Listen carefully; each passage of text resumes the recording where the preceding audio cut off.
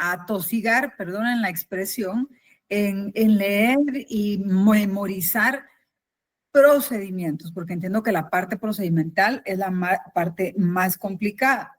Definitivamente les voy a preguntar definiciones, por ejemplo, una definición de qué es el control constitucional. Y ojo, vamos a hacer algo para que ustedes vayan viendo que no es que les esté dando algo o que les esté planteando algo que ustedes no tienen, porque todo el material lo tienen en el documento que se les dio. El documento está desarrollado. Pero, por ejemplo, en la presentación nosotros tenemos en términos específicos qué es el control constitucional normativo para los casos concretos y qué es en general, y para la inconstitucionalidad general. Pero cuando hablamos de qué es el control constitucional, ahí abarcamos ambos, abarcamos las inconstitucionalidades en caso concreto y abarcamos las inconstitucionalidades generales. Entonces, yo les ruego que lean bien detenidamente el examen, porque en ese examen obviamente nosotros vamos a abordar los dos tipos de controles. Los casos concretos, que es el control difuso, y la inconstitucionalidad general, que es el control concentrado. Si, por ejemplo, una pregunta dice, deme una definición del control constitucional, estamos hablando de ambas. Y me refiero a esta, por ejemplo, que es la que están viendo ahorita en pantalla. ¿Qué es el control constitucional? Bueno, el control constitucional es un mecanismo por el cual se asegura el cumplimiento de las normas constitucionales. ¿Por qué se asegura el cumplimiento de las normas? Porque invalidan preceptos normativos, obviamente son de rango inferior a la Constitución, que no hayan sido dictados de conformidad con aquellas o que suspendan actos de autoridad que violenten a la Constitución. Esa podría ser una definición del control constitucional en el documento que yo les envié. Tienen más definiciones, esta es una. Por ejemplo, que yo les pregunte, denme una definición del control constitucional difuso o una definición de lo que es una inconstitucionalidad en caso concreto. Esa definición la vamos a tener más adelante. El fundamento tanto de la difusa como de la concentrada, es decir, la inconstitucionalidad en caso concreto o la inconstitucionalidad general, va a ser siempre el principio de supremacía constitucional. Eso es algo que van a ver de manera transversal. ¿Por qué? Porque no puede haber una norma, no puede haber una disposición, no puede haber una resolución administrativa que violente el texto constitucional. O si les pregunto, y no me vayan a confundir esto, ¿cuáles son los presupuestos de existencia del control constitucional normativo? Con que yo les diga los presupuestos de viabilidad. Es muy distinto, ¿sí? ¿Por qué existe el control constitucional normativo? Porque tenemos una constitución que es total o parcialmente rígida. Porque hay órganos que controlan a este tipo de eventuales violaciones a la Constitución. Porque hay un órgano que dentro de sus facultades puede decir, sí, esta norma hay que inaplicarla porque puede violentar la Constitución. Pero esos son los presupuestos generales. Aparte, tenemos los presupuestos de viabilidad. ¿Y eso qué implica? Ok, tengo que analizar qué tengo que cumplir para poder presentar una inconstitucionalidad. Esos son los presupuestos de viabilidad que también los vimos. Los sistemas de control los venimos viendo desde que estudiamos el amparo, que es el control difuso y el control concentrado. En el control difuso tenemos a todos los órganos del organismo judicial, a todos los entes jurisdiccionales del organismo judicial, primera instancia, salas y Corte Suprema, y en el control concentrado tenemos a un tribunal específico, que es el que aglutina esa posibilidad, en el caso de las inconstitucionalidades, de señalar que un precepto violenta la Constitución, inaplicarlo en un caso concreto, porque lo conoce en apelación, o al conocer una inconstitucionalidad general, señalar que este precepto, al violar la Constitución, tiene que ser expulsado del sistema jurídico. Quería hacer esta pequeña anotación y este pequeño repaso, primero para que vean que todo lo que eventualmente pueda venir en el examen, lo hemos estado desarrollando en la clase.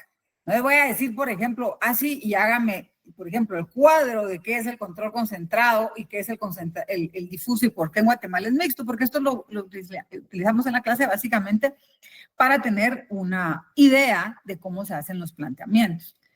Cuando ya entramos específicamente al control difuso, que es la inconstitucionalidad en caso concreto, si ustedes ven en este momento en pantalla, en el recuadro gris que está a la izquierda, ahí hay una cantidad de desarrollo doctrinario. Yo les puedo preguntar a ustedes, denme una denominación del control constitucional concentrado o inconstitucionalidad en caso concreto. Dígame cuáles son los elementos de esa definición, cuál es su naturaleza jurídica, cuáles son sus características. Señáleme cuál es el objeto básico de su pretensión, quiénes son los órganos competentes. Entonces, si quieren un tip para estudiar, primero lean todo el contenido. Ustedes tienen todo ese contenido, yo se los mandé en un archivo en donde está desarrollada toda la temática doctrinaria, pero ojo, va en ese orden. Primero léanlo todo.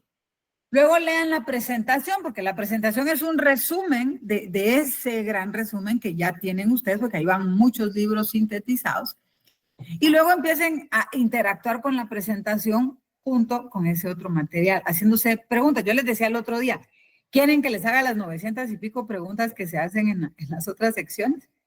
Yo siempre he dicho, este sistema es un poco más complejo porque requiere de una memorización. Lo que ustedes tienen que hacer es primero familiarizarse con los términos y luego que están familiarizados con los términos ya poder empezar a jugar en hacerse esas preguntas en función de la... ¿Por qué les digo de la presentación? Porque es bastante más resumida. ¿Y qué fue lo que nosotros desarrollamos ya en específico? Si ven en el recuadro, y no se van a perder porque ustedes van a tener esta presentación que la hemos ido depurando y a la vez mejorando para que esté a nivel de pregrado. Si ustedes ven ahí en la parte superior izquierda, ahí les dice en qué estamos, en qué parte del análisis. Estamos analizando la inconstitucionalidad indirecta o en caso concreto, que a su vez se denomina también control constitucional difuso. Una pregunta interesante podría ser, ¿qué otros nombres recibe la inconstitucionalidad en caso concreto? Pues ahí lo tienen, indirecta o de control difuso. ¿Qué fue lo que vimos en cuanto a este tipo de inconstitucionalidad? Vimos cómo surgió, vimos también el surgimiento específico en Guatemala, desde que empezó el movimiento constitucional en 1991 hasta la creación ya de un tribunal específico en 1985. Tenemos, por ejemplo, su denominación, y con esta denominación los distintos nombres que recibe. Tenemos también una definición, insisto, para que no nos vayamos perdiendo, porque se les puede preguntar una definición del control constitucional, que es general, se les puede hacer una pregunta de qué es el control constitucional difuso, que es esta que están viendo aquí, y se les puede hacer incluso una pregunta de qué es el control constitucional concentrado, que es lo que vamos a ver en las siguientes clases, ¿verdad? ¿Cómo puedo plantear la inconstitucionalidad de un precepto, pero que a la hora que se declare ese precepto no es que se inaplique, es que se expulsa del sistema jurídico?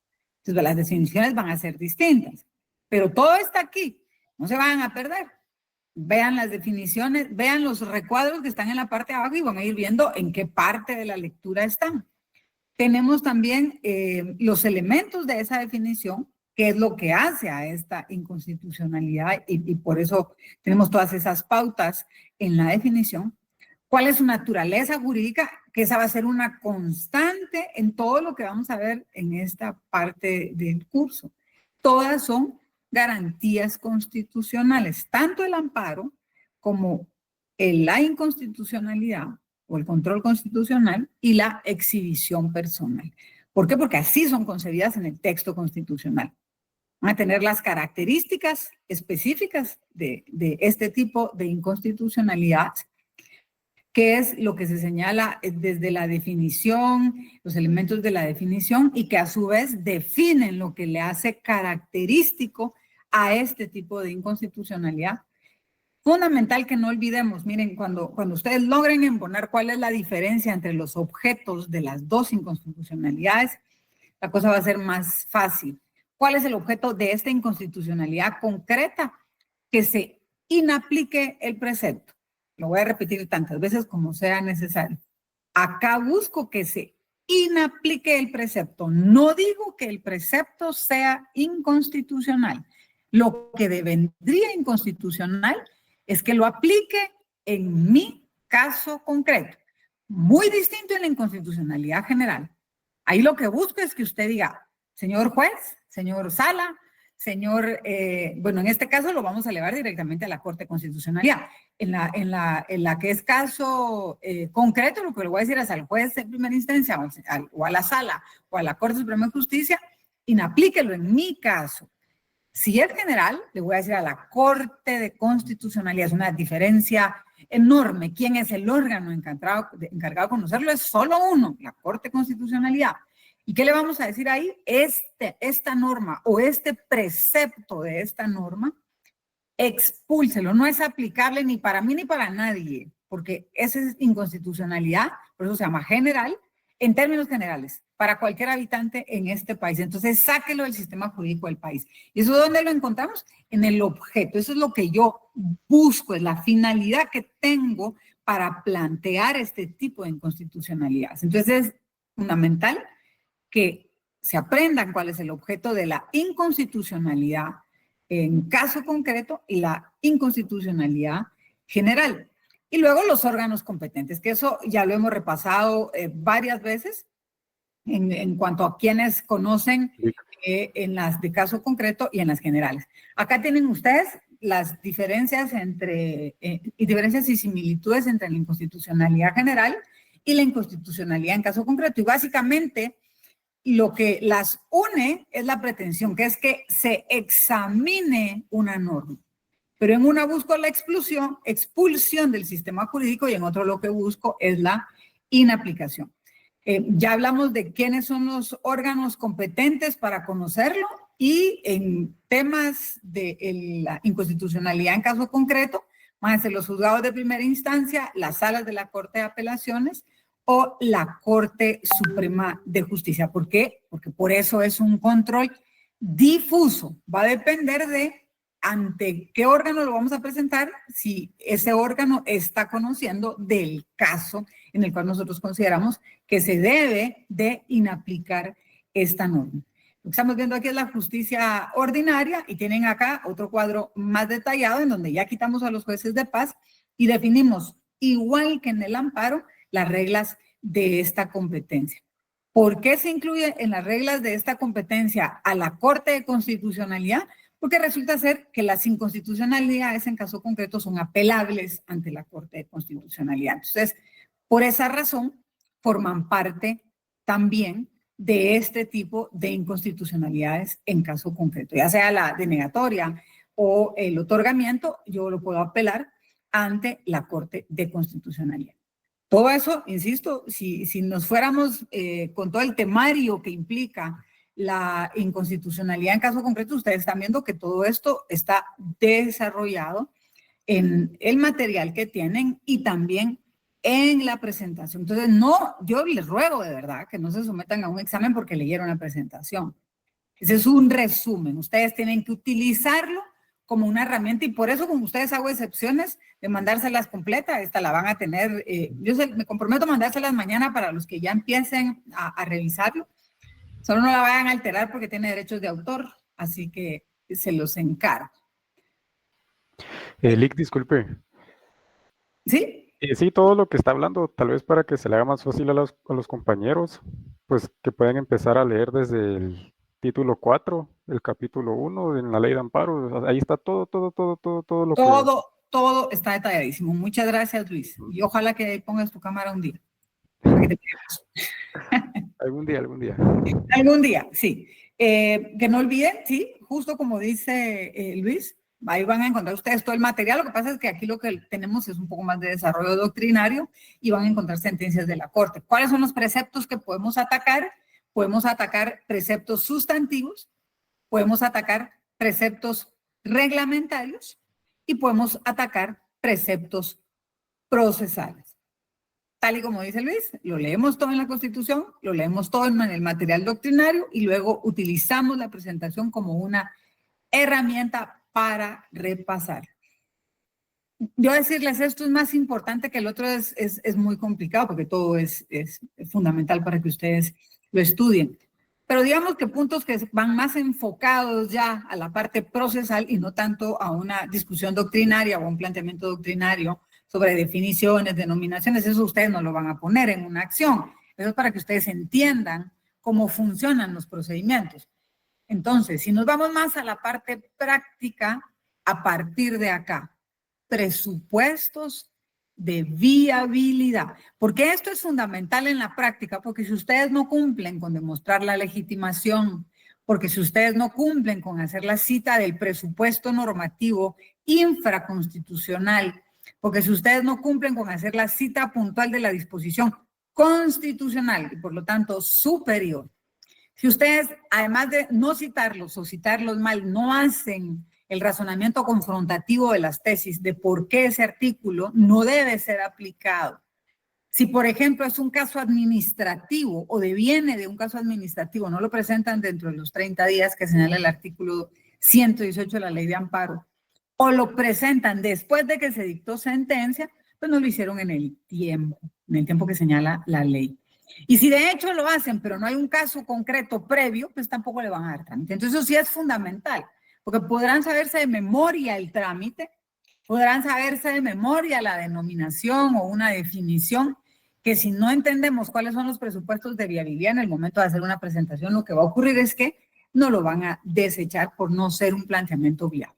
Entonces, eso es importante que tengamos claro. Nosotros tenemos que conocer la doctrina, para eso tenemos el montón de libros, un montón de doctrinarios, para eso recibimos estas clases. También es fundamental que conozcamos los elementos prácticos. ¿Por qué? Porque con eso hacemos una buena combinación. El leer, el conocer la doctrina, el saber qué han dicho los diferentes doctrinarios que han desarrollado las instituciones del derecho nos permiten tener una mejor comprensión de las instituciones. Pero si nos quedamos solos con los libros, la verdad esto no nos va a servir de mucho. La vida del abogado es una vida práctica. Para los que quieren ser litigantes, si se quieren quedar como investigadores de derecho o solo catedráticos que no litigan, pues esa será otra historia. Pero el que quiere combinar estas actividades es fundamental que entienda los mecanismos y los procedimientos del litigio. Si ustedes logran combinar el conocimiento doctrinario y, ojo, se nutren diariamente del conocimiento doctrinario. Diariamente, el abogado que deja de leer es cada día menos abogado. Ustedes tienen que estar leyendo permanentemente y no solo temas de derecho. Recuerden que ustedes se van a graduar. Espero que todos, que con ustedes rompamos las estadísticas de las que hablamos el otro día. Ustedes se van a graduar de, ¿cuál es el título que tienen? Licenciados en Ciencias Jurídicas y Sociales. Entonces tienen que mantenerse siempre actualizados en todos los temas que conllevan la profesión. Entonces, ¿qué es lo que es fundamental para la parte del ejercicio? Es conocer estos presupuestos. ¿Y cuáles son los presupuestos que desarrollamos ya? La legitimación activa, hay citas de la Corte de Constitucionalidad, la cita individualizada de los preceptos normativos. Ya hablamos, ¿verdad? 3 tipos de preceptos normativos, los sustantivos, los reglamentarios y los procesales. La cita puntual de la disposición que acuso de estar siendo contravenida, que en este caso obviamente es la norma constitucional que digo, mire, este precepto ordinario lo está violentando. El razonamiento de esos 2 preceptos en algo que se denomina tesis, esa es mi tesis, la confrontación normativa lo desarrollo a partir de una tesis. Hay también en la presentación algunos fallos que la Corte ha emitido y también hay un pequeño esquema que es este que están viendo en este momento de cómo debería muy elementalmente, pero muy elementalmente, se debería hacer esta tesis de confrontación en el planteamiento de este tipo de inconstitucionalidades. Otro elemento básico de los presupuestos de viabilidad es la presentación en tiempo. La ley no nos señala un momento específico, solo nos dice que tiene que ser hasta antes de dictarse sentencia Y la última clase que se centró mucho en todas estas características particulares del artículo 118 de la Ley de Amparo, con estas condiciones especiales de aplicación que tenemos en materia administrativa. Y ahí vuelvo a esta reclamación.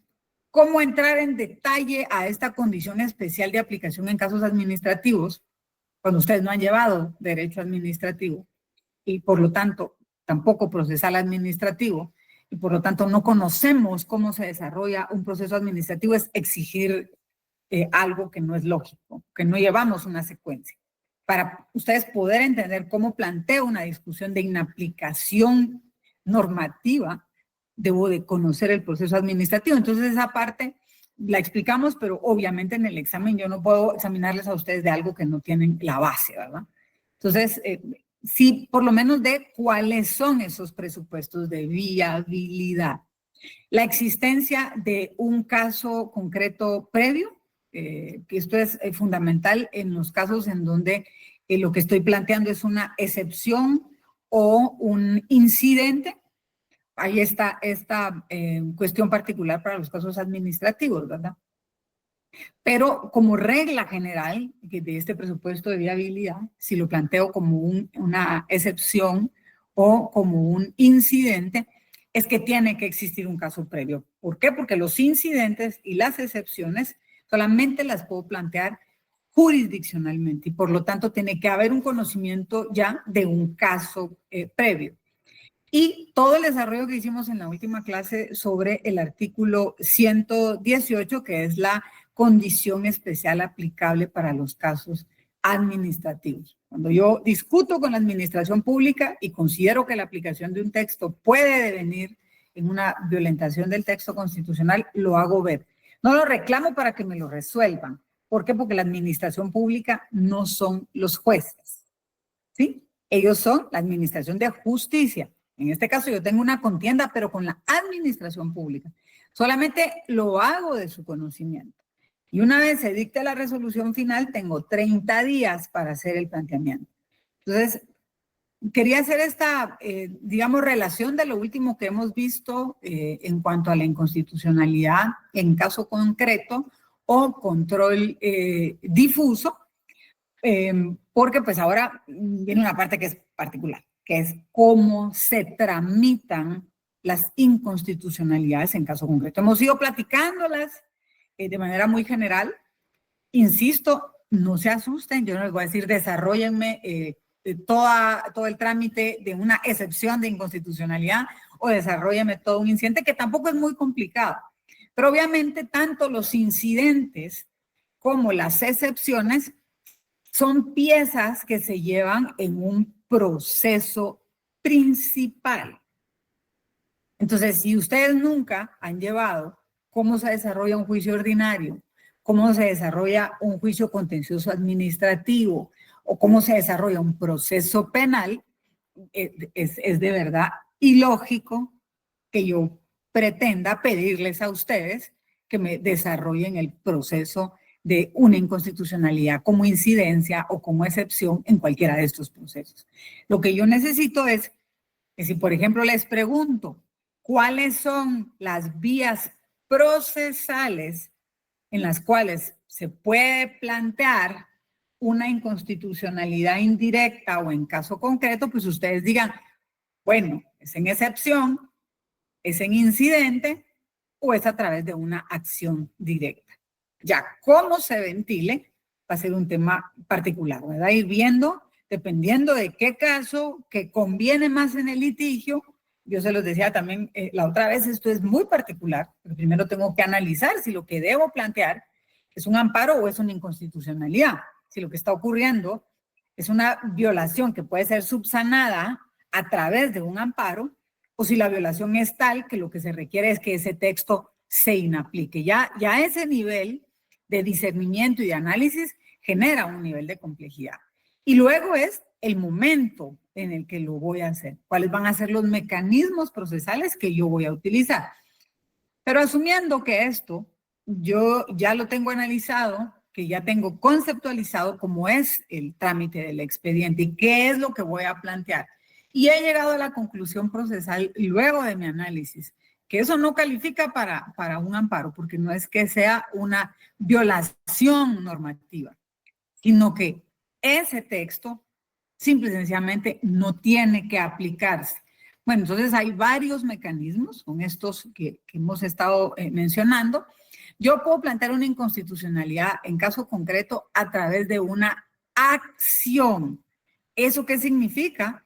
Que lo voy a plantear directamente. Voy a hacer un planteamiento único para reclamar de que esta norma se aplicó y su aplicación fue inconstitucional. Fíjense cómo es de distinto cuando es como única pretensión. En los casos donde es excepción y donde es incidencia. ¿Por qué? Porque como viene de un procedimiento administrativo, lo que yo busco es que antes que esa resolución que emitió ese órgano administrativo me la pretendan aplicar, yo discuta que ese procedimiento administrativo violentó ese texto constitucional y esa norma no debió haberse aplicado. Ese es uno de los mecanismos para plantearlo. Otro es a través de una excepción. El otro es a través de un incidente. Y ambos trámites están regulados en el artículo 123 de la Ley de Amparo, Exhibición Personal y de Constitucionalidad. Ya vamos a ir viendo aquí, de hecho, cómo se realiza el trámite. Cuando yo lo hago como acción, puedo hacerlo si es una única pretensión. Yo recuerdo que en la última clase les planteaba el caso, si por ejemplo yo hago una solicitud en una municipalidad para que me den una licencia para hacer una construcción y de pronto me quieren aplicar un texto ordinario obviamente, que en mi caso en concreto, al aplicarlo en ese trámite, violentaría el texto constitucional y por lo tanto su aplicación en ese procedimiento administrativo es inconstitucional. Pero no obstante, la municipalidad resuelve y digamos que emite la resolución denegándome el permiso. Yo puedo optar por dos mecanismos que son bien particulares. Puedo presentar una única pretensión, concreticémonos en lo que está en la pantalla en el número 1, como acción. Voy a accionar directamente como única pretensión. Es de los poquísimos casos en donde no necesito un caso precedente. Y le voy a decir al Tribunal de lo Contencioso Administrativo, vengo a reclamar como única pretensión que hayan aplicado en ese trámite administrativo una norma que en mi caso es inconstitucional. ¿Cuál va a ser el efecto si el Tribunal de lo Contencioso considera que esa norma era inaplicable para ese caso, para ese procedimiento administrativo en concreto? Va a señalar que esa resolución que hizo esa municipalidad diciéndome, mire, usted no puede hacer esa construcción, no tiene efectos para mí y ordena que ese órgano administrativo vuelva a resolver sin aplicar ese texto que yo señalé que era inconstitucional. Puedo también, porque es un derecho que me asiste, presentarlo como una acción, pero con otras pretensiones. Y eso es donde les digo, ustedes esta parte no la han visto, que es el procedimiento contencioso.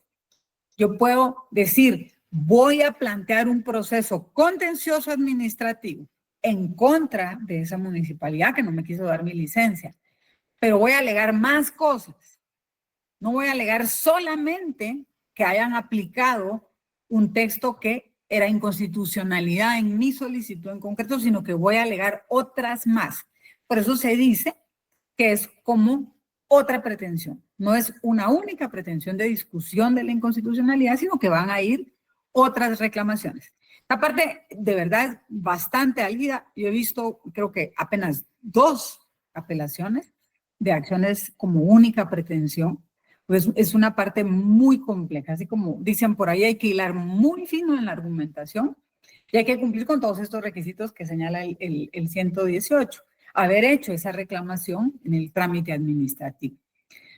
También que hay un caso bastante particular que es plantearlo como un motivo de casación. Eso es todavía una cuestión bastante más compleja. es algo que regula el artículo 117 de la Ley de Amparo, donde dice, bueno, como no hay, yo no puedo limitar el que usted reclame que un texto al aplicarse se cometa una violación y que su aplicación sea inconstitucional para la persona que reclama ese agravio. Entonces no puedo limitar tampoco el momento. Usted puede hacerlo incluso hasta en casación. Y si lo voy a hacer hasta en casación, puedo hacerlo bajo un mecanismo que es muy particular, que significa hacerlo como motivo de casación. Dentro del trámite de una casación, yo puedo plantear una excepción de inconstitucionalidad o puedo presentar un incidente de inconstitucionalidad. Pero esos trámites que ahora vamos a ver cómo se llevan son distintos a que argumente la casación con ese vicio, que eso se denomina motivo de casación y tiene una repercusión que es sustantivamente distinta. La vamos a analizar, aunque sea someramente. Tanto lo que se resuelve cuando se plantea como acción o lo que se resuelve cuando se plantea como excepción o cuando se resuelve como incidente, todo esto es apelable ante la Corte de Constitucionalidad. Yo planteo, si es que hay algún término oscuro, ambiguo o no me resolvieron todos los puntos que discutí, puedo plantear una apelación, una aclaración o ampliación de esta resolución o sentencia. Y obviamente, si tampoco me satisface y no hay una respuesta efectiva al planteamiento que hice, los puedo apelar ante la Corte de Constitucionalidad. Todos este tipo de análisis que se hace a nivel del organismo judicial de la inconstitucionalidad en caso concreto es apelable ante el órgano de control constitucional superior. Hay dos puntos bastante interesantes que ahora, como decía el compañero, ustedes pueden ir leyendo, como lo decía Luis, a partir de, ¿qué título dijiste, Luis? Título cuarto. Título cuarto de... Déjeme ver. Ahorita le digo. Título cuarto de qué ley. De la Ley de Amparo. Okay. Ley de Era Amparo, a ver si estaban por ahí. Aquí estoy pues sin cámara, pero aquí estoy. A partir del título 4, que es el artículo 114, que nos empieza a desarrollar qué es la supremacía constitucional, cuál es la jerarquía de las leyes y por qué es que existe este tipo de mecanismos de control. Entonces ahí se nos señala en el artículo 118, que fue el que estuvimos desarrollando el lunes, las condiciones tan particulares que tiene la inconstitucionalidad en los trámites administrativos y que si yo lo hice ver en el trámite administrativo, lo que voy a hacer es, dentro del plazo de los 30 días, puedo plantearlo como una acción en única pretensión o como otras pretensiones también, si presento el contencioso, dentro de los 30 días a partir que la resolución ya es ejecutoriada. O sea, ya causó ejecutoria porque yo interpuse todos los recursos que la ley de lo contencioso señalan. Y otros puntos interesantes que señala la ley de amparo, los van a ver en el 119, que son consideraciones que hacen cuando este tipo de inconstitucionalidades se plantean en la rama laboral, porque siempre en lo laboral nosotros vamos a tener conflictos individuales, reclamaciones individuales, y vamos a tener también conflictos colectivos, y ahí hace esas consideraciones también la ley de amparo. Entonces, vuelvo a lo que hemos hablado desde el principio. Si se les preguntara cuáles son los mecanismos procesales para reclamar una inconstitucionalidad indirecta o inconstitucionalidad en caso concreto, ahí los tienen, a través de una acción, a través de una excepción o a través de un incidente de inconstitucionalidad. Yo con esas tres me vería por satisfecha. Sería la catedrática más feliz si me pusieran, mire, y también como una forma especial sería motivo de casación. Pero de verdad que lo fundamental es que entendamos que una casación, una inconstitucionalidad en caso concreto, sus tres mecanismos serían como acción, como excepción o como una incidencia. ¿Cuál es el fundamento legal? ¿Cuál es nuestra base normativa para decir qué es esto? Vamos a irlos mezclando los dos, el 166 de la Constitución y el 116 de la Ley de Amparo, Exhibición Personal y de Constitucionalidad. Ahí está en la pantalla, ¿quién lo puede leer? Fundamento legal de las modalidades de planteamiento. Artículo 266 de la Constitución y 116 de la AP.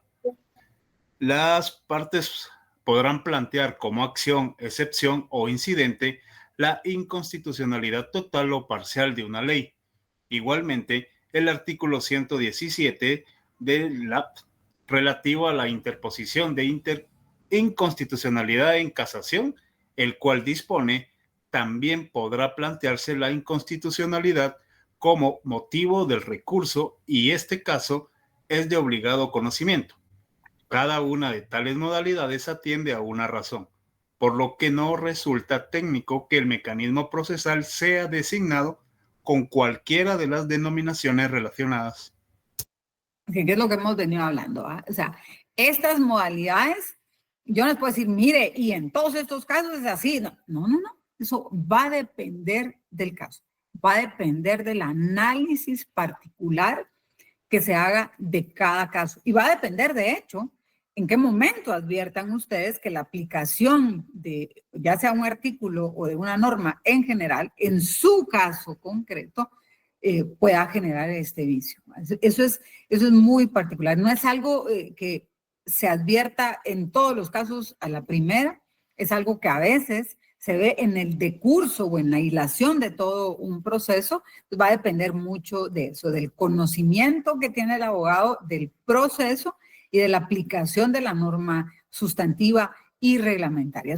Si me dijeran a mí, mire, deme un listado de casos donde lo tengo que hacer como excepción o deme un listado de casos donde lo tengo que hacer como incidente, o eso no, de verdad les estaría limitando a ustedes la capacidad de análisis.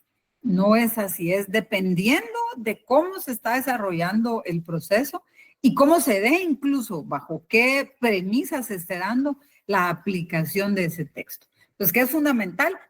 Nuevamente, ¿cuáles son los mecanismos procesales para plantear una inconstitucionalidad indirecta o en caso concreto? Acción, excepción o incidente. Y puede también alegarse, de conformidad con el 117, como un motivo de casación. Puedo motivar mi casación advirtiendo que hay un vicio de inconstitucionalidad. Entonces, ¿cuándo se plantea la acción de inconstitucionalidad? Ya hilando fino por lo que hemos venido discutiendo en el curso sobre el artículo 118. Casi siempre, si no es que en todos los casos, se plantea en los procedimientos administrativos. La acción de inconstitucionalidad, caso concreto, es viable plantearse en asuntos administrativos luego de que se sustanció todo el procedimiento administrativo. Yo lo hice ver, tuve que haberlo dicho dentro de todo el trámite administrativo, en alguno de sus momentos, antes de que se emitiera la resolución final, en donde si se aplicó ese texto que yo dije que su aplicación podía ser inconstitucional, planteo mis recursos y continúa en esa posición la administración pública, bueno, entonces dentro de los 30 días yo planteo mi acción de inconstitucionalidad en caso concreto. Es básicamente en ese tipo de casos en donde se plantea la acción. Por eso es que la ley señala de que hay un caso particular, una condición particular, porque tuve que haberlo reclamado, tuve que haberlo señalado en el procedimiento administrativo. También el planteamiento como acción en la rama laboral, porque así lo señala también la ley en el artículo 119, que además de la forma aplicable a todo juicio, la inconstitucionalidad de una ley fuere durante el proceso de un conflicto colectivo.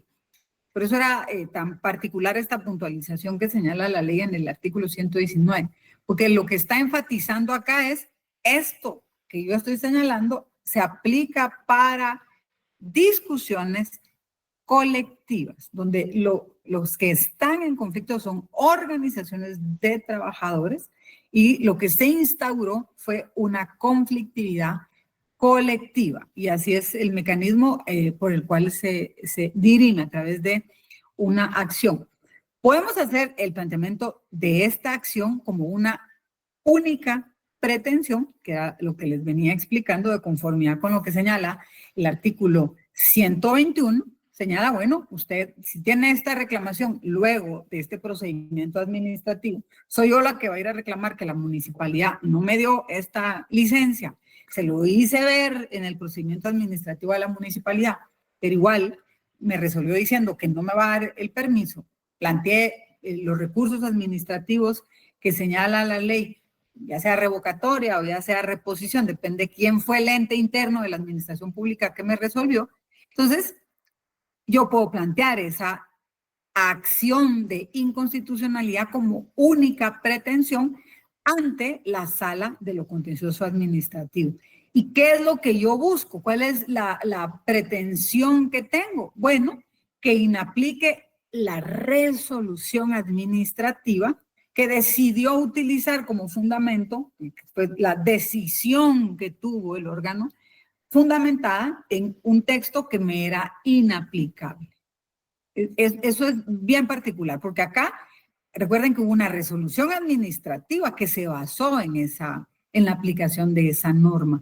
No estamos reclamando una acción judicial en un caso concreto. Lo que estamos discutiendo es que hubo un procedimiento con la administración pública. Por eso ese caso es tan particular. Todo eso lo van a encontrar contenido en el artículo 118, es decir, cómo es que se da esta discusión previa. ¿Qué es lo que señala el artículo 121 ya en detalles?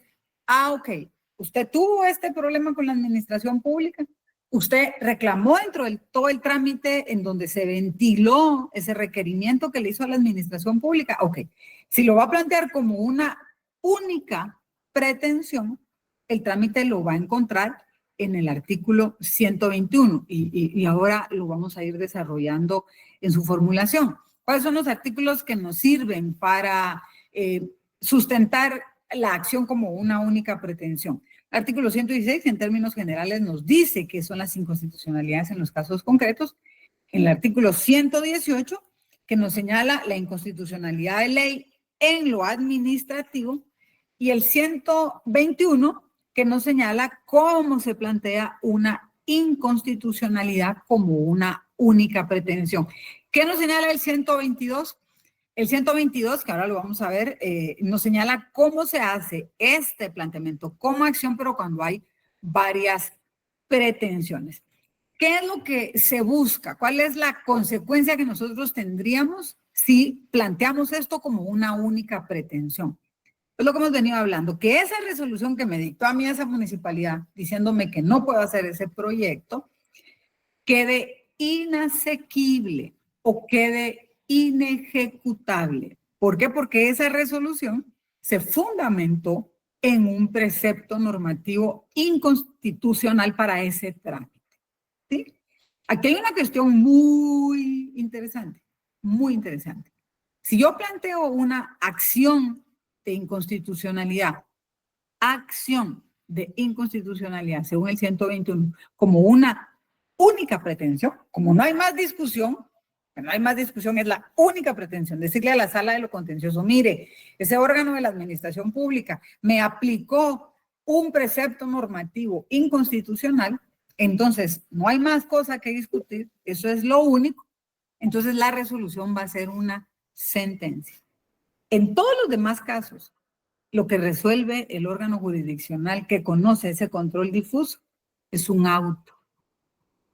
Pero este es un caso particular, por ser, como es única pretensión, insisto, entonces el juez solo en eso enfoca su atención, en resolver esa única pretensión, su resolución deviene en una sentencia. Es la modalidad particular que tiene el hacerlo como única pretensión.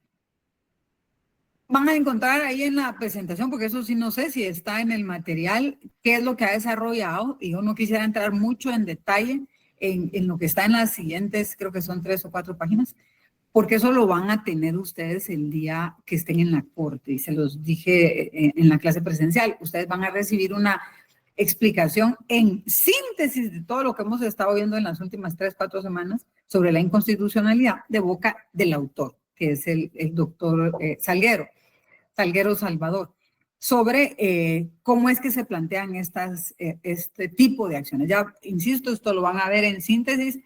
Yo les ruego, por favor, que lo lean para ese momento, porque sería genial que ustedes puedan interactuar con alguien que tiene, pues no les diría solo el nivel de experiencia, porque su experiencia es documentada, sino además que tengan la experiencia de haber escrito sobre este tema. Él les va a explicar por qué se denomina acción, que es básicamente lo que están viendo ahora en pantalla.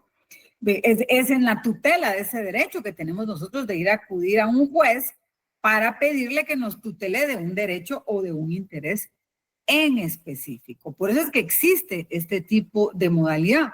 Porque yo cuando peleo con la administración pública, soy yo solita, como ciudadana, contra ese poder del Estado, que es la administración pública. ¿Qué puedo hacer yo contra una municipalidad? ¿Qué puedo hacer yo contra un ministerio? Es el Estado mismo el que cuando yo le hago un requerimiento, pues no me está resolviendo.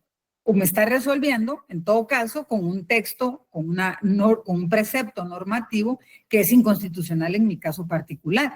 No puedo quedar, ya le planteé los recursos administrativos y ahora ¿qué hago? Bueno, entonces me voy con el encargado dentro de los 3 poderes del Estado.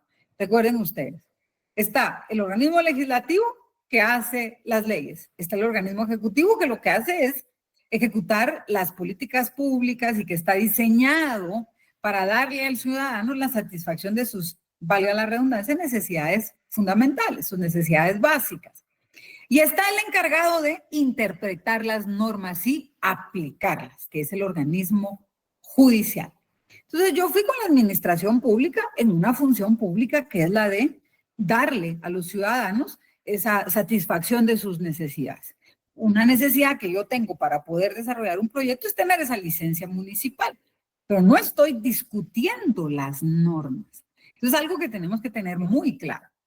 Lo que hace la administración pública es resolver en base a ciertas normas, pero él no tiene esa facultad como la tienen los jueces judiciales de hacer una interpretación en contienda. Ellos tienen una obligación constitucional por el principio de legalidad de aplicar las normas y no se pueden salir de las normas.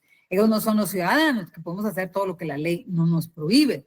Ellos están obligados a hacer solo lo que la ley les dice que hagan. Pero yo me di cuenta en esa relación dicotómica que tengo con el Estado y le digo, mire, usted eventualmente me va a aplicar un precepto normativo inconstitucional para mí, en mi caso. Yo se lo voy a aplicar porque igual considero que ese es.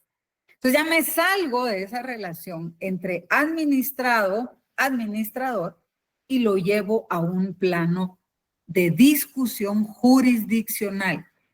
Como es una discusión con un poder del Estado, yo estoy ya en un nivel de litigio distinto, la ley lo que dice es, tiene que haber la posibilidad de que accione directamente ante un juez. Y en esa acción hay competencias específicas. Tiene que hacerlo ante una sala de lo contencioso en un procedimiento contencioso administrativo. Entonces, me parece interesante que lo puedan desarrollar para ir entendiendo el por qué cuando esto deviene de una contienda con el Estado, es que tenemos esta posibilidad de hacerlo como una única acción. No hay un juicio. Entonces, cualquiera diría, bueno, como un principio, como un requisito de viabilidad, es que exista un proceso judicial. ¿Cómo le hago si el que me aplicó una norma, un precepto normativo inconstitucional, es la administración pública dentro de un trámite administrativo? Ah, bueno, entonces no se preocupe. Esa también puede ser una posibilidad. Le vamos a abrir un mecanismo específico para que usted haga la reclamación. Y esa reclamación la puede hacer a través de una acción como única pretensión o lo puede hacer a través de una acción si lo que va a reclamar son otras cosas que la administración pública también le haya ocasionado. Esa es básicamente la razón de la existencia de esta reclamación a través del mecanismo de una acción como única pretensión. Acá es bien particular, la Corte hizo una consideración en este expediente, el 5181 del 2016, en donde lo que le está discutiendo al administrado es, mire, al requiriente de este caso es, usted está señalando que quiere discutir una acción de inconstitucionalidad, pero no lo hizo cuando planteó el contencioso administrativo. Debió haberlo hecho así, como ya sea única pretensión o con otras pretensiones. Ya inició, ya instaló un proceso judicial. Entonces, si ya lo instaló como proceso judicial, no lo puede plantear como acción. Debió haberlo hecho como un incidente. Y eso se lo explica la Corte en esta resolución. Les dice, mire, si era como acción, así hubiera iniciado el juicio, ya sea solita la acción o con alguna otra pretensión. Pero si usted lo que planteó fue un contencioso administrativo, esa es otra cosa, ese ya es un proceso judicial. Entonces, si ya lo inició dentro del proceso judicial, usted tiene el chance de presentarlo como un incidente. Así que, disculpe, se lo voy a rechazar porque la vía que usted utilizó no era la adecuada. Y ahí insistiré en recordarles lo que les decía recién, de que determinar cuál es el mecanismo va a depender del caso en concreto que estemos llevando. Por eso, esa es su denominación, inconstitucionalidad en caso concreto. Tenemos que analizarlo. Si no existe un proceso subyacente en el que se vayan a aplicar este texto jurídico, la discusión es esa. Bueno, entonces, ¿qué consecuencia sería que yo presente como única pretensión e instale un procedimiento como única pretensión de inconstitucionalidad? Bueno, los fallos que ha emitido la Corte contestentemente es, bueno, es que es obvio. Lo que él está reclamando es, fui con la administración pública, hice un requerimiento a la administración pública y me aplicó un precepto que era inconstitucional en mi caso concreto. Entonces el señor juez declare inaplicable, declare inasequible esa resolución. Esa resolución no la pueden dirigir a mi petición, no puede ser aplicable a mi petición porque lo hicieron fundamentándose en un precepto que devenía inconstitucional. Entonces esos son los efectos que tendría este planteamiento. ¿Por qué es que todo esto se justifica? Porque lo que les he venido explicando, no hay un proceso judicial. Entonces yo no le puedo decirle a un juez, no vaya a aplicar ese texto en este proceso, porque no hay. Lo que yo presenté directamente fue la acción como única pretensión de esa inconstitucionalidad. Y si no le permito al administrado, al habitante del país, porque recuerden que esos requerimientos no solo los hacemos los guatemaltecos, lo hace cualquiera que habite en el territorio nacional. Y yo puse un ejemplo de una municipalidad, pero ustedes pueden verificar que de pronto acciones que ustedes planteen ante cualquier ministerio o requerimientos que hagan ante cualquier ente de la administración pública, en la aplicación de sus procedimientos vayan a utilizar un precepto normativo que en su caso particular devendría inconstitucional. Entonces, si les limito cómo poder discutirlo, ese es el análisis legal, entonces yo les estoy limitando otro precepto constitucional que es su libertad de accionar y su libertad de pedir ante los órganos jurisdiccionales. Es por eso que existe esta posibilidad de presentar la inconstitucionalidad como una acción. Y además deviene también en algo que para mí es fabuloso, es maravilloso, que se denomina economía procesal. Porque si yo lo inicio como una única acción y en efecto la sala de lo contencioso dice, mire señor alcalde, sí hombre, usted aplicó un precepto normativo que en el caso de Leila deviene inconstitucional, mire, esa su resolución es aplicable. Nos ahorramos una serie de procesos judiciales porque lo que hace es que se haga revisión nuevamente de esa norma que se aplicó. Les dice usted no puede aplicarla en este caso concreto y lo que tiene que entrar a revisar es el procedimiento administrativo para atender a la petición que está haciendo este ciudadano. Y dele respuesta, pero dele respuesta con normas que sí sean aplicables para el requerimiento que está realizando. Con esto han habido también posiciones de la Corte. Ustedes van a tener el archivo en donde están todas estas resoluciones que ven en la presentación en azul.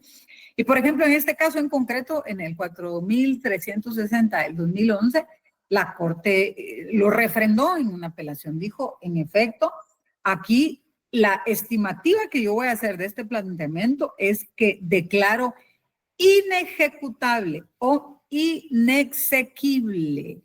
Eso significa la inexequibilidad, es la inejecutabilidad de esa disposición administrativa. ¿Qué es lo que dijeron en esta sentencia? Esa resolución administrativa es inejecutable porque usted aplicó una normativa que está siendo atacada de inconstitucional y yo le doy la razón a quien lo planteó. En efecto, usted aplicó una norma inconstitucional para el caso concreto. Eso es básicamente lo que se señala. Yo no le voy a decir al juez cómo se hace en la excepción y en el incidente. Usted en su sentencia no me vaya a aplicar este texto inconstitucional. Fíjense cómo aquí la lógica es distinta. Aquí es, le cuento, la administración pública ya me lo aplicó. Yo se lo hice ver en el trámite administrativo porque era parte de los requisitos, pero igual lo aplicó. Entonces ahora lo que yo busco es que usted diga que esa resolución no es ejecutable. Es después de que la resolución se dio. Mientras que lo que buscamos en un incidente y en una excepción, por eso se dicta, por eso se plantea antes de dictar sentencia, es que cuando el juez decida, lo inaplique. Son momentos distintos. Uno va para atrás porque lo que va a decir es esa resolución administrativa no puede ser ejecutada, ya fue dictada, pero fue dictada en base a un precepto normativo que en ese caso concreto es inconstitucional, pues su efecto es hacia atrás. En tanto que la excepción y el incidente va a futuro, le va a decir al juez, usted no puede aplicar en sentencia ese precepto. Entonces, eso es parte también de una de las diferencias que podemos ir viendo. ¿Cómo se plantea una inconstitucionalidad en caso concreto como única pretensión? El trámite completito, bien chiquito, lo van a ver en el artículo 121. Vayan siguiendo ahí la lectura del 121. ¿Qué es lo que señala? Bueno, usted va a presentar una acción de inconstitucionalidad como única pretensión.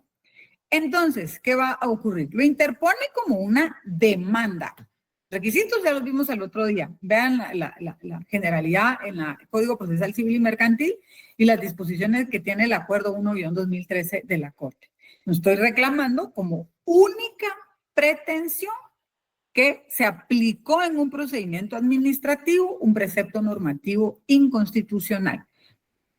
El órgano jurisdiccional, que en este caso va a ser una sala de lo contencioso administrativo, le va a dar audiencia al Ministerio Público, que es transversal, siempre aparece en todo el control constitucional, y a las partes. ¿Quiénes van a ser las partes aquí? Si fuera mi caso de la construcción que ando buscando, la municipalidad, obviamente, para que hagan saber qué es lo que ellos consideran de esta inconstitucionalidad. Siempre el derecho de audiencia, siempre se respeta por otro principio constitucional y convencional que se llama debido proceso y tutela judicial efectiva. Yo como juez tengo que tutelar que todos los que intervinieron en un trámite tengan conocimiento de la reclamación.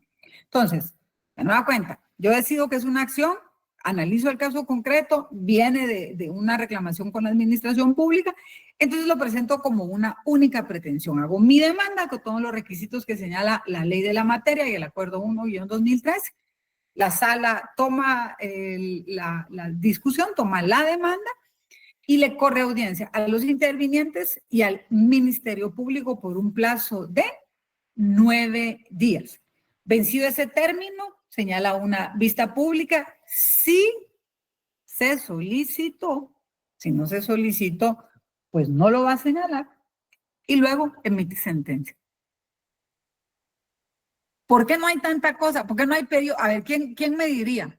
¿Por qué creen que en este tipo de trámites no hay prueba.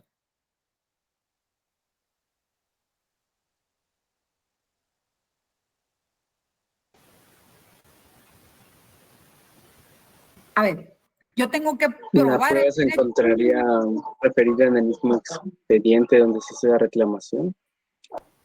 Porque acuérdate que Porque aquí ya es se una... dictó sentencia. Vamos a ver, Arely y Wesley. Porque Acuérdense, ya tiene sentencia, licenciada.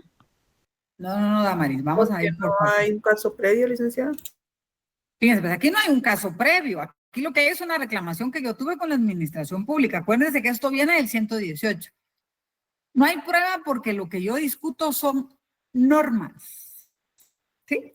Yo discuto una norma infraconstitucional que choca con una norma constitucional.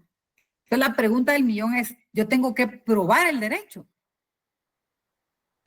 El derecho no se prueba, No, ya está en el ley. derecho se argumenta.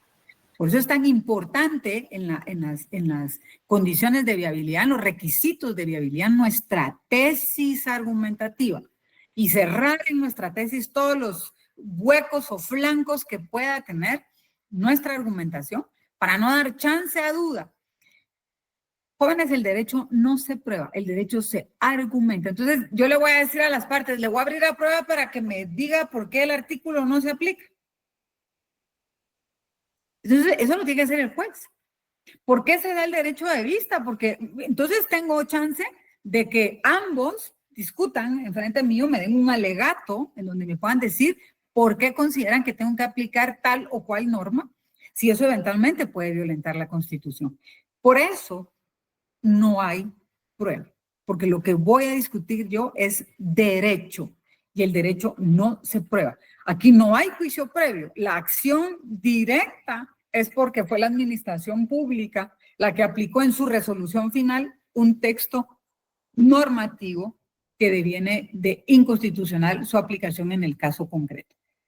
Es el único caso en donde se emite una sentencia. Yo planteo nuevamente, vamos de nueva cuenta, planteo mi acción, se recibe por parte de la Sala del Tribunal de lo Contencioso, le da audiencia al Ministerio Público y a las partes por un plazo de 9 días.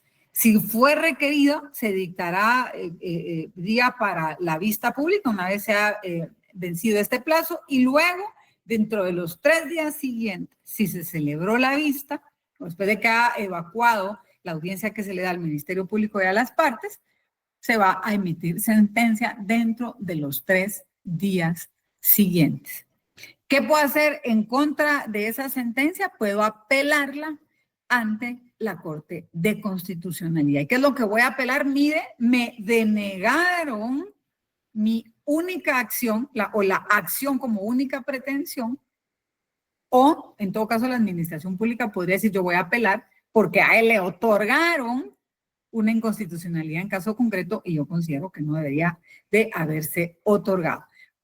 Incluso puedo, porque eso es también mecanismos de revisión que son transversales en la ley, puedo haber planteado para esta sentencia una aclaración y ampliación. Obviamente, antes de presentar la apelación, ¿verdad? Si la sentencia tiene puntos oscuros, ambiguos o no se resolvieron todos los puntos que discutí, entonces planteo o una aclaración o una ampliación. Va a depender de qué falencia tenga la sentencia. Y una vez resueltos, que pueden decir, no, mire, sin lugar la aclaración y ampliación, aquí se abordaron todos los puntos y todo fue claramente expresado, puedo recurrir después en apelación ante la Corte de Constitucionalidad. Ese es el planteamiento como una única pretensión. También podemos plantear acción con otras pretensiones, que en este caso ocurrirá si lo que quiero plantear es no solo la discusión de que hayan aplicado un texto normativo que vendría en inconstitucional, sino van a haber otro tipo de pretensiones que yo voy a tener contra la administración pública. Entonces, eso lo voy a hacer ver en mi demanda. Pues es básicamente el mismo trámite. Ya lo vamos a ver acá. Yo voy a plantear esa acción de inconstitucionalidad, pero paralelamente voy a tener algunas otras reclamaciones de lo que me resolvió en su momento la administración pública. Recuerden lo básico, esta resolución que tiene que estar en ejecutoria, que otro nombre que se le da es que ya haya causado estado. Es decir, ya no hay nada más que se pueda hacer contra esta resolución. ¿Cuál es la diferencia? Si yo planteé la inconstitucionalidad como acción junto con otras pretensiones, lo que me va a resolver el juez primero va a ser esa acción, pero no lo va a hacer como sentencia, lo va a hacer como un auto. ¿Por qué? Porque en la sentencia lo que va a resolver son las otras pretensiones. Primero tiene que resolver si cabe o no esa otra pretensión que puede haber sido la inconstitucionalidad. Y si así es, entonces voy a seguir con lo demás y ahí sí voy a emitir sentencia. Y el trámite lo van a encontrar en el artículo 122. Ya la Corte ha hecho también ciertas pretensiones sobre estos particulares, sobre cómo se ventila un trámite con otra pretensión. Aquí lo tienen ahora en pantalla. Yo hago igual, promuevo mi acción exactamente igual como una demanda con todos los requisitos que señala la ley de la materia y que señala también el Código Procesal Civil y Mercantil.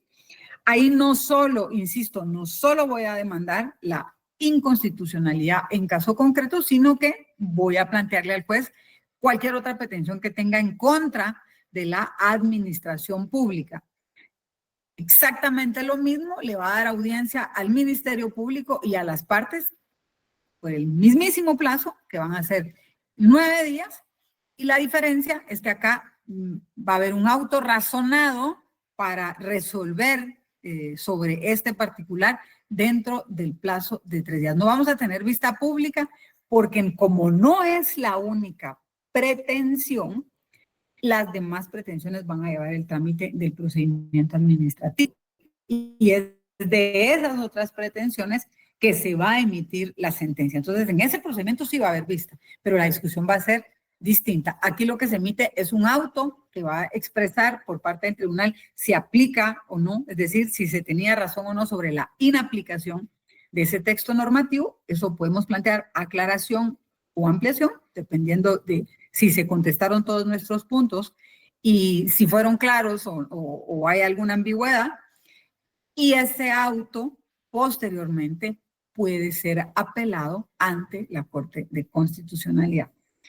No se sientan atosigados, no se sientan preocupados. Yo sé que esto es complejo. No les voy a pedir que me desarrollen el procedimiento.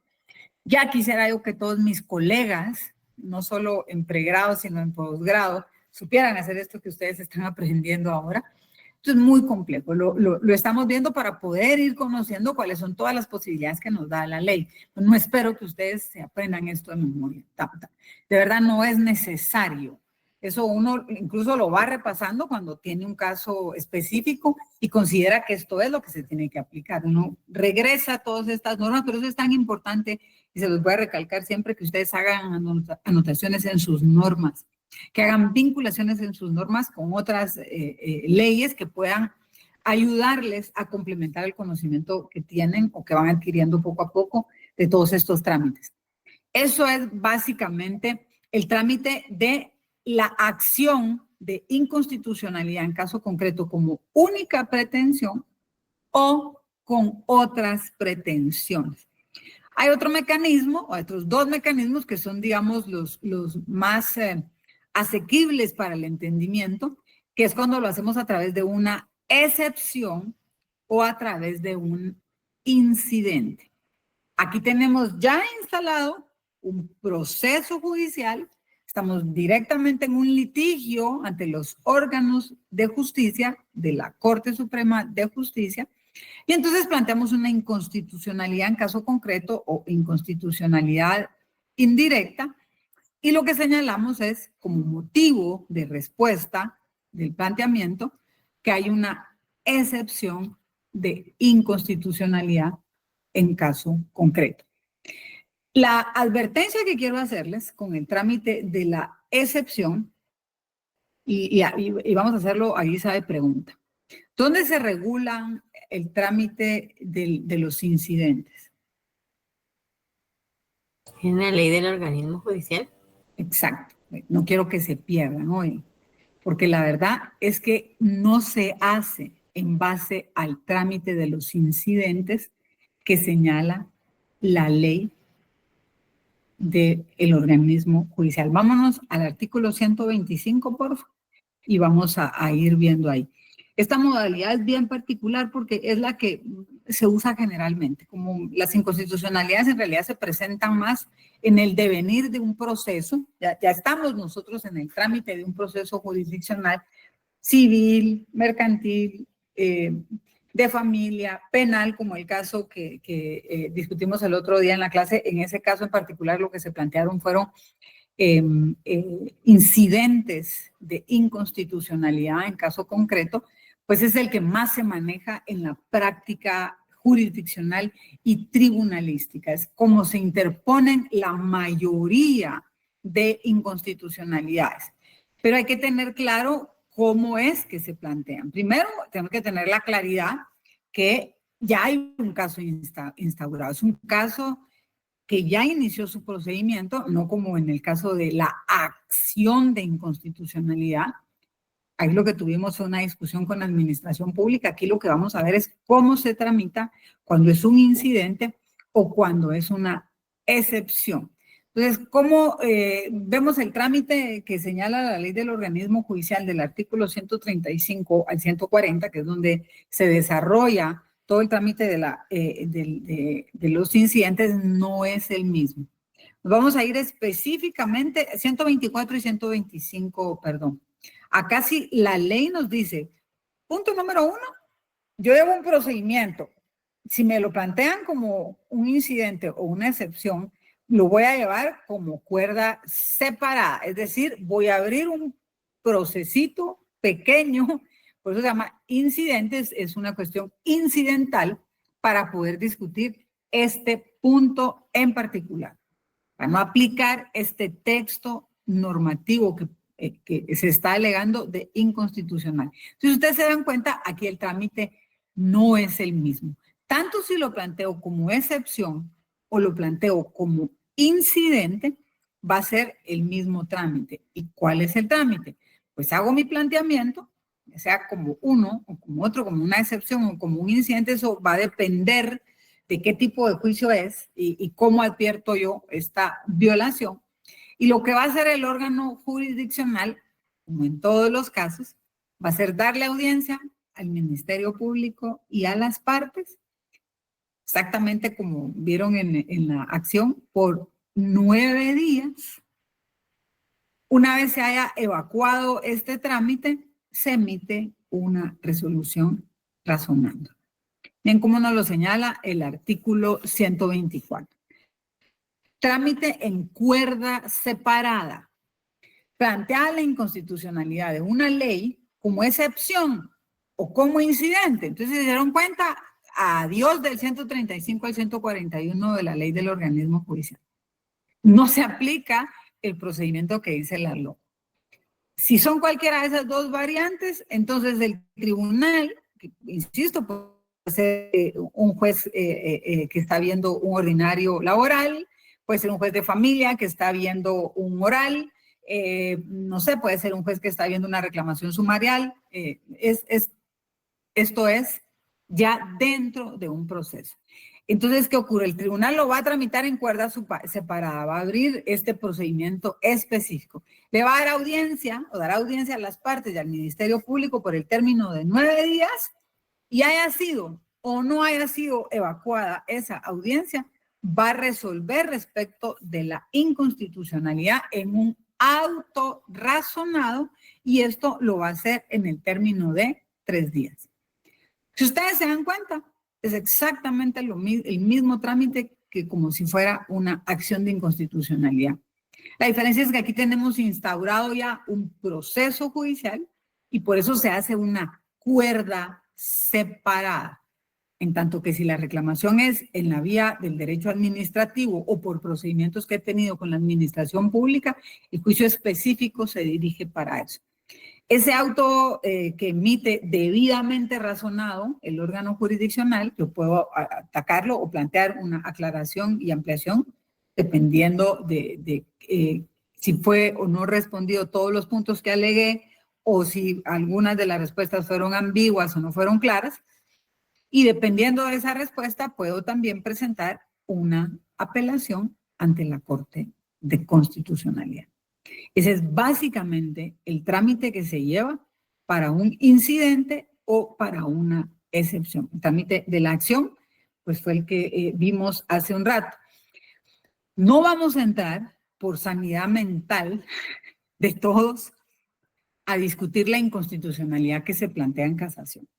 Porque yo creo que si ya con lo que hemos visto hasta el día de hoy, yo sé que los tengo atosigados y medio locos, no digamos si lo entramos a ver como un punto de casación.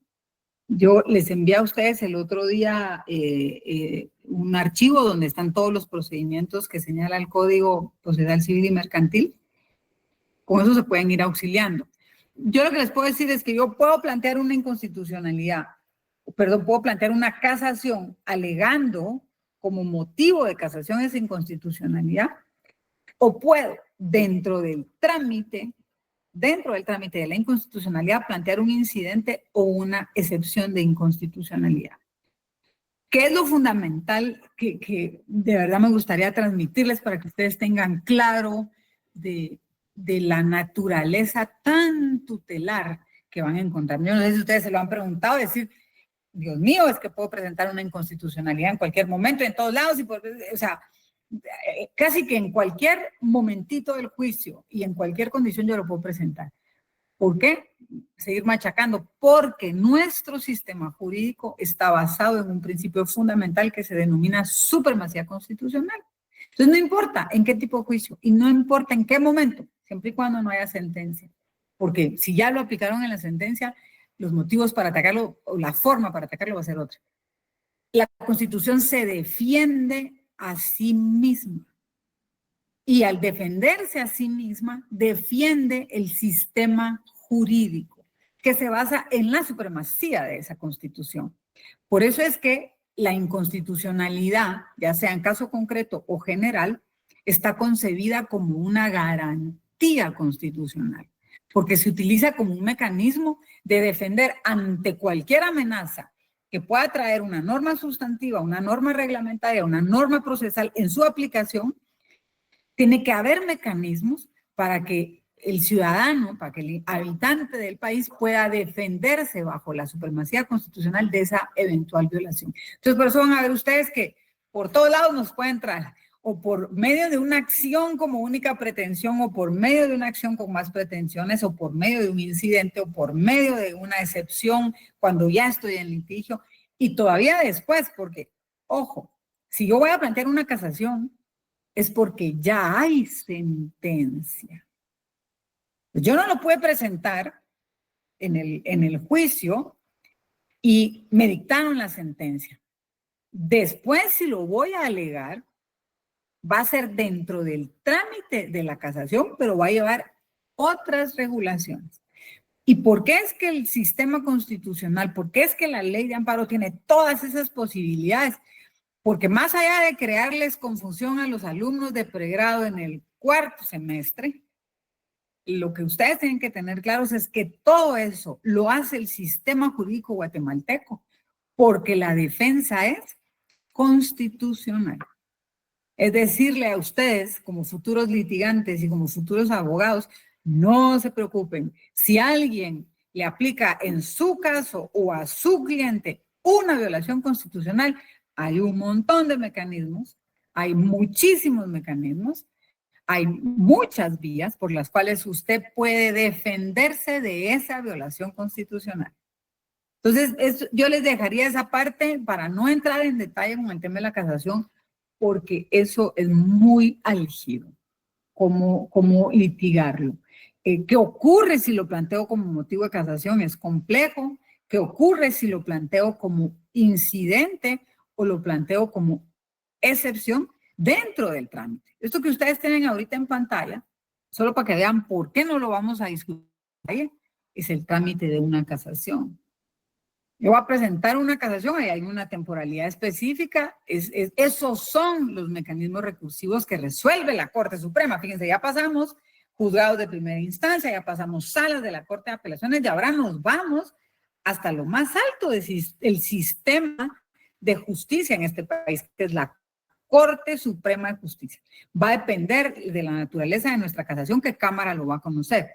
Y el razonamiento de una casación es bien complejo. Yo puedo plantear una casación por vicios de fondo, puedo plantear una casación por vicios de forma, puedo plantear una casación por discusión de laudos arbitrales. Tengo que tener un nivel de precisión para hacer mis alegaciones, tengo que tener un nivel de apreciación muy, muy fina para discutir si hay subsanaciones por algún tipo de pedido de subsanación que me haya hecho la Cámara correspondiente. Y el elemento técnico que tienen que tener los abogados casacionistas es muy alto, muy, muy alto.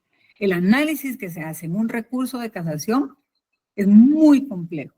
Tenemos que tener cita de leyes, tenemos que tener citas doctrinarias, tenemos que citar si hay jurisprudencia, ya sea jurisprudencia de la Corte Suprema de Justicia o jurisprudencia constitucional, y luego se abre todo el procedimiento. Cómo se reciben todas las actuaciones, se señalan fechas para la vista y cuáles son, de hecho, los efectos que va a tener este fallo de casación. Entonces, entrar con ustedes en ese detalle, se los puse solo para que vean por qué no vamos a ver cómo se plantea una inconstitucionalidad en casación. Eso es muy álgido, ¿sí? Solo para que ustedes lo tengan claro. En el caso específico de una inconstitucionalidad planteado como motivo de casación, tenemos que atacar definitivamente el fondo, porque sería por violación de normas específicas, ¿no? Entonces, no vamos a hacerlo de forma y mucho menos de un laudo. Eso se iría básicamente por violación de norma. Como les señalaba, el trámite que ya lo vimos diagramado, lo podemos hacer como excepción, lo podemos hacer como incidente, lo podemos hacer como una acción. Yo les puse acá un marco general, o sea, si se dieron cuenta, fuimos desarrollando cuál es el trámite si se hace por acción, como única pretensión o con otras pretensiones, cuál es el trámite si se hace por una excepción o un incidente. Entonces, lo que van a encontrar en este cuadro, que es un poquito más complejo, pero es para que lo tengan guardadito cuando les toque que verlo en sus procesales, es todos los trámites en una sola diapositiva. Ahí dice cuál es el trámite si es única pretensión, cuál es el trámite si son otras pretensiones, cuál es el trámite si es excepción o incidente, y la acotación del motivo de casación. No tienen que aprenderse esto, no va a ser motivo de examen, el trámite no va a ser, eso sería pecado, pero es para que ustedes lo tengan y les va a servir. Yo esperaría que de aquí a unos años, cuando ya ustedes estén graduados y en ejercicio y exitosos llevando casos de este tipo, digan, me va a servir el material que me dio esa señora hace tantos años y lo voy a ir a consultar. Esa es la finalidad, que ustedes puedan tener estos mecanismos auxiliares en la cátedra para que puedan consultarlos después.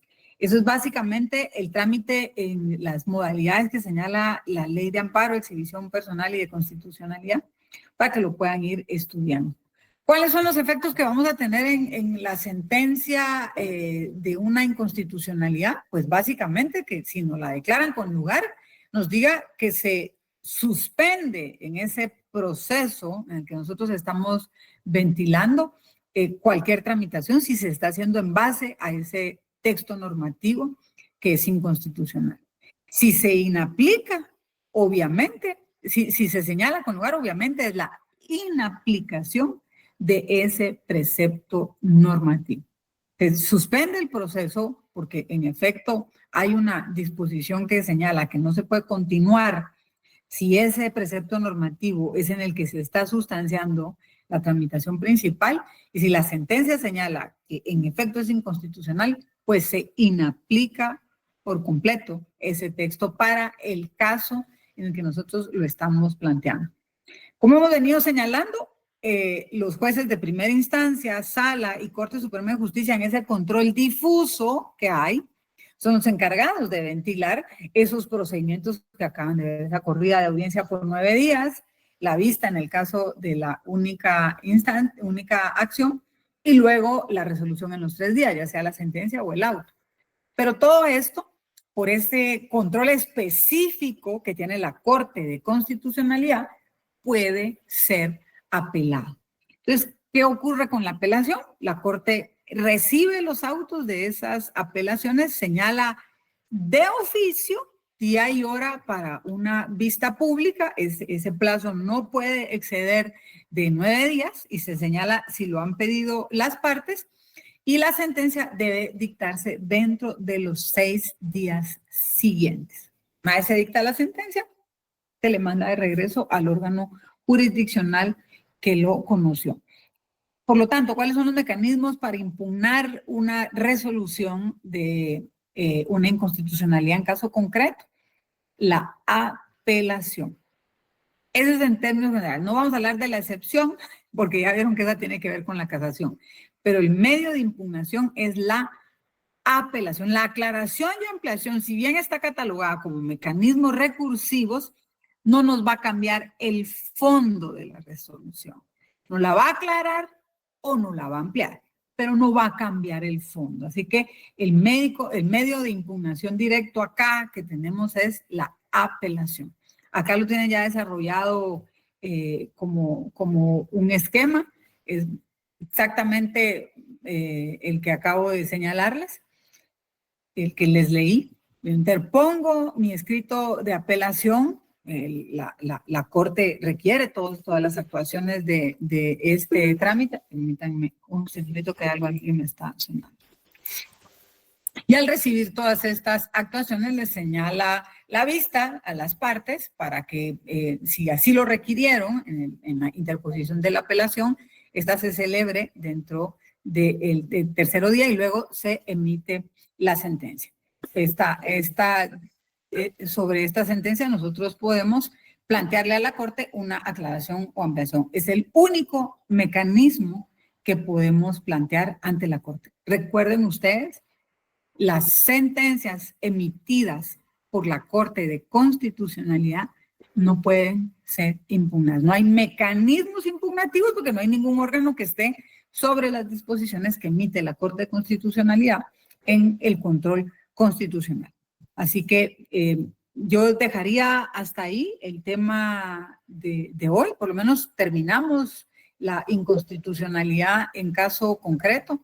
Nos vamos a concretar en la última clase en darle a la inconstitucionalidad general de las normas.